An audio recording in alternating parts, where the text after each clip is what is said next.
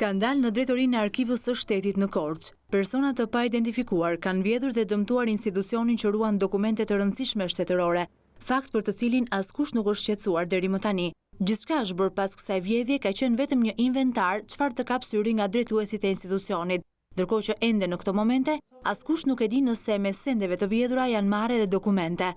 Kjo është godina e Arkivës së Korçës, ku shenjat e degradimit shihen kudo. Hajdutët, përveç gjërave të rëndësishme që mund të kenë vjedhur, kanë shkullur edhe përcjellsat elektrik, që dyshohet se janë shtitur për bakër.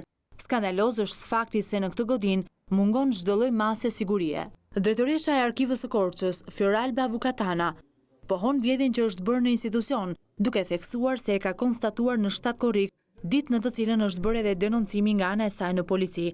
Ndërkohë ajo shprehet se nuk janë vjedhur dokumente, por vetëm kompjutera dhe printera. Po, nga vjedhur.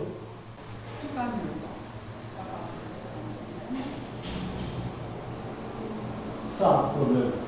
Po, dokumentacion nuk ka treku, përveç se këtyre të interesonin dhe të kompjutera, printera, por kështu dokumentacion absolutisht.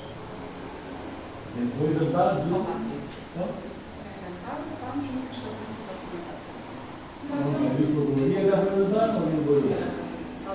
Kallëzimi që bëra unë erdi të policia, në dokumentacion inventarin, bëjnë nga në ju në policia.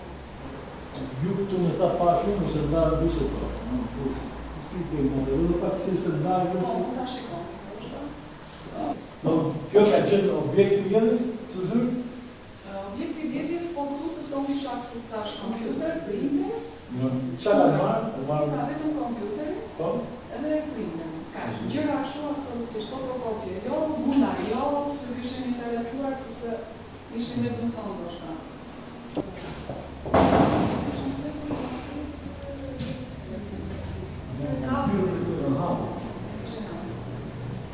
Po si kja në po? Jo, sepse ata janë që në ne kemi një vend ascensor, dhe shku për të pakit.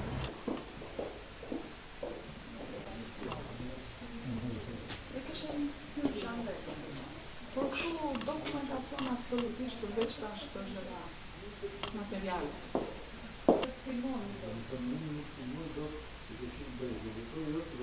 Ju keni të të në finanë, sa ka gjithë në dërë që kanë bërë, që kanë bërë?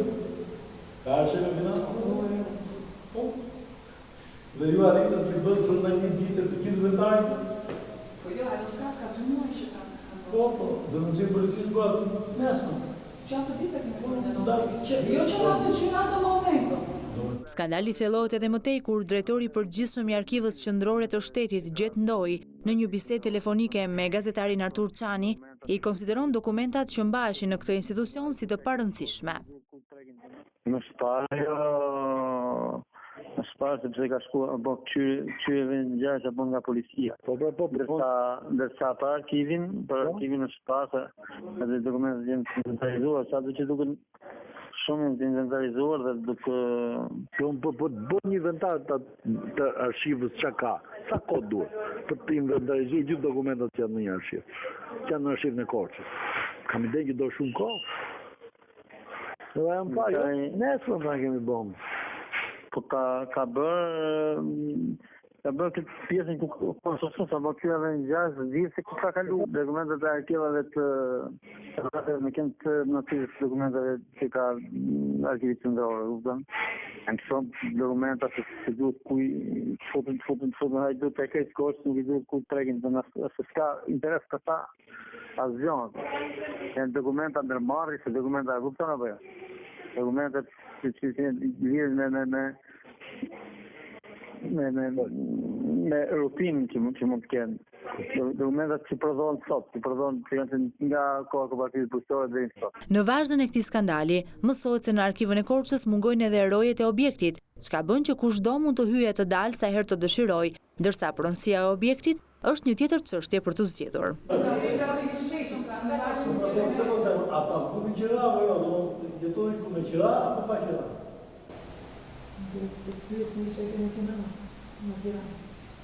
Nuk pagun qira, se si që ta di si ka mos gabon rreth 2 vjet a 3 vjet që ka pronar ajo. Bata një sot dhe pash, dhe aty vazhdon të jetë e bllokuar në emër tuaj. Nuk është kthyer ati pronarit privat që është futur. Ka kaluar nga pronar shtetëror që ka qenë, i ka kaluar një korça tekst, që është një ndërmarrje, por ka një shënim të vënë nga regjistruesi i korçës, ai i mëparshmi, që thotë që kjo nuk duhet kalojë të bllokohet e pronë. Ja, nuk di. Unë di me kur kam kërku dosjen për këto prona, si për berat dhe për korçën, gjashëm ka qenë në njëjta situatë. Sot pronar figuronte një X një korçë y në berat. Pronar cilët kanë me vendim pronat e tyre dhe kur kam ardhur kam qenë në situatën që për të atit për nera atyre që po më nera të dajnë, Jo, unë mendoj që ndigje, për mendimin tim ndigje, sepse kjo që bronë në shtetë akoma, nuk e merë të pronar, është bllokuar. Isha në hipotekë dhe sot. Po. Isha në zyrën e regjistrimit pasurive të Korçës, dhe kjo pronë është e bllokuar. Kur mos e marrë të... Do ta marrë ju? Do ta marrë.